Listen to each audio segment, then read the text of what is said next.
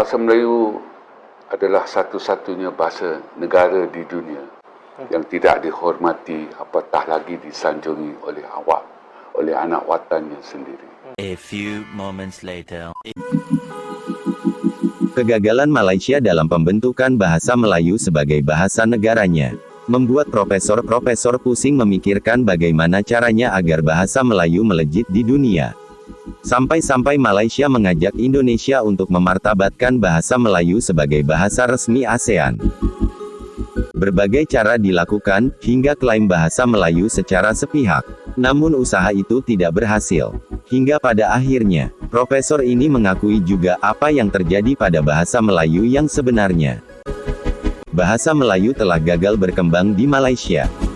Ada yang tidak bisa berbahasa Melayu, bahkan ada juga yang tidak boleh berbahasa Melayu.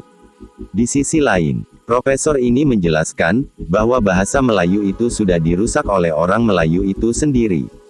Profesor ini pun juga membanding-bandingkan bahasa Melayu Malaysia dengan kemajuan bahasa Indonesia. Lalu, untuk apa lagi bahasa Melayu dimartabatkan jika rakyatnya tidak memajukan bahasanya sendiri?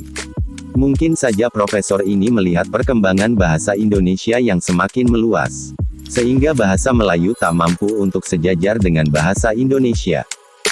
Profesor ini merasakan perbedaan perkembangan bahasa Melayu dengan bahasa Indonesia. Harus diakui, bahasa Melayu mengalami penurunan jumlah penutur yang tersebar di Malaysia. Penutur bahasa Melayu lebih sedikit dibandingkan jumlah penutur bahasa asing yang berada di Malaysia. Profesor ini juga mengakui jika bahasa Melayu sudah tak lagi dihormati, bahkan seperti mengemis di negerinya sendiri. Sekarang mari kita dengarkan. Kita gagal dalam banyak hal tentang bahasa Melayu. Pertamanya, bahasa Melayu sebagai bahasa negara. Bahasa Melayu adalah satu-satunya bahasa negara di dunia yang tidak dihormati apatah lagi disanjungi oleh awak, oleh anak watannya sendiri. Jadi bagi saya bahasa Melayu boleh dikatakan mengemis di tanah watannya sendirilah. Jadi keadaannya cukup malang lah.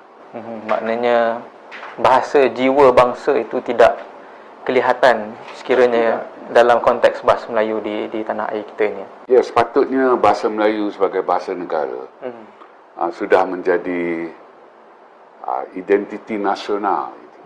Dan setiap warga dia harusnya mempunyai pengetahuan yang baik, penguasaan yang baik terhadap bahasa Melayu sebagai bahasa negara.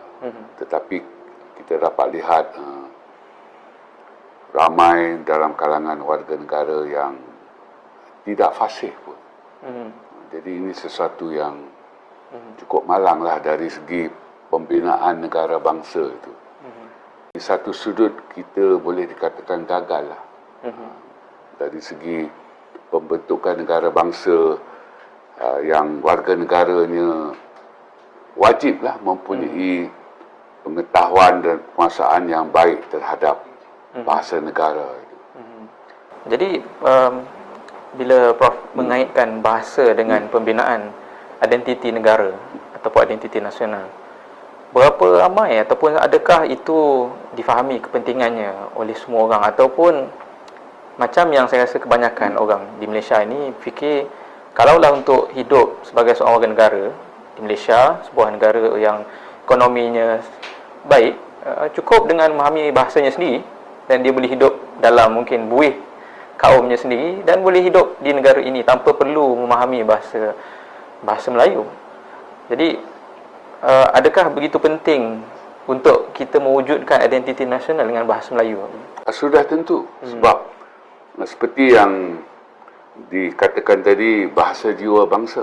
Jadi bahasa itu adalah jiwa bangsa Malaysia ini. Dan kalau kita ada rakyat yang masih tidak mengetahui dan menguasai bahasa Melayu, iaitu bahasa negara kita, ada banyak yang tak kena dengan pembentukan negara bangsa itu. Maksudnya dalam kita melahirkan manusia Malaysia itu kan.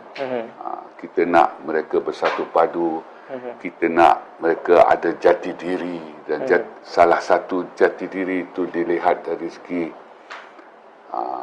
penguasaan bahasa negara itu. Dan kalau ini tidak berlaku, adakah itu bermaksud kita perlu kepada satu asimilasi, mencairkan bahasa kaum masing-masing untuk kita mengambil bahasa Melayu sebagai bahasa utama dalam kehidupan harian? Saya boleh bersetuju bahawa asimilasi sebagai asas pembentukan negara bangsa itu lebih dapat kita lihat hasilannya, iaitu outcome-nya, daripada apa yang kita angkat untuk negara kita, iaitu kita angkat integrasi. Apabila kita angkat integrasi sebagai asas pembentukan negara bangsa, kita membenarkan asal itu terus hidup sebagai yang bukan asal, dan kita dapat lihat ada sekolah vernacular dan sebagainya. Jadi di situ kita, seperti yang selalu saya katakan, kita tuai apa yang kita tanam. Jadi kita tanam sikap ataupun asas integrasi, kita membenarkan sekolah berbagai-bagai. Jadi, dan hasilannya kita pun dapati dalam kalangan warga negara kita, boleh dikatakan ramai juga yang tidak menguasai bahasa Melayu, sedangkan itu bahasa negara. Jadi kita perlu lihat kembali mengapa hal sedemikian boleh terjadi. Dan Indonesia memilih asimilasi sebagai asas pembentukan negara bangsa, dan kita dapat lihat di Indonesia yang bukan asal itu pun fasih sekali berbahasa Indonesia. Malah itulah bahasa, satu-satunya bahasa yang mereka ketahui. Dan di Indonesia kita dapati pembentukan negara bangsa itu berjaya sekali, sehingga bukan saja rakyat Indonesia itu fasih, mereka bangga terhadap bahasa Indonesia. Mereka sayang, mereka setia. Dan kalau kita bandingkan keadaan di Indonesia dengan di sini, saya kira saudara pun dan masyarakat pun boleh lihatlah, kan, cinta kita kepada bahasa Melayu, bangga, setia. Jadi kita harus lihat kembali lah pembentukan negara bangsa kita tu. Bagi saya banyak yang tak kena lah, sehingga kan kita gagal menghasilkan rakyat yang ada jati diri Malaysia. Sekian video kali ini. Semoga bermanfaat.